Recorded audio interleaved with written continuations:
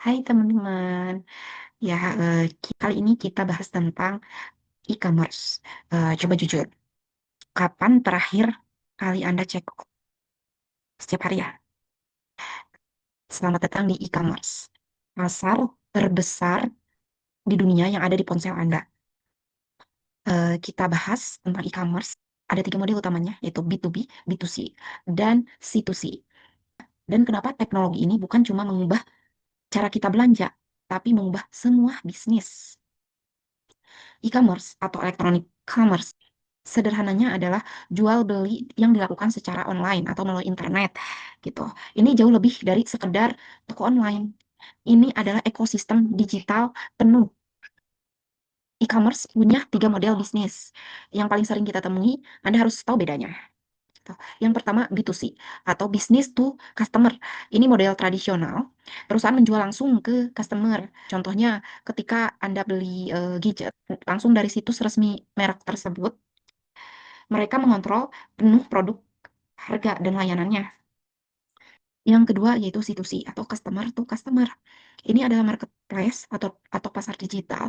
Individu menjual ke individu lain seperti Tokopedia, Shopee, atau platform sejenis adalah contoh utamanya. Platform hanya menyediakan wadahnya. Ketiga yaitu B2B, business to business. Ini terjadi di balik layar, yaitu perusahaan menjual barang dan jasa dalam jumlah besar ke perusahaan lain.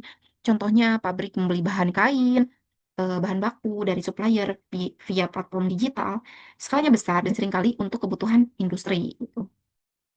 Kemudian kenapa e-commerce menjadi revolusi? Ya, manfaat terbesarnya, yang pertama kenyamanan 24 jam per 7 gitu. Toko fisik punya jam buka dan jam tutupnya, sedangkan toko digital tidak gitu, 24 per 7. Jadi eh, kapan kapan Anda mau membeli, toko digital selalu buka gitu. Inilah yang disebut dengan belanja seamless. Yang kedua yaitu jangkauan global. UKM kecil di Jawa bisa menjual produknya ke Amerika atau Eropa atau negara lain tanpa perlu membuka toko di sana.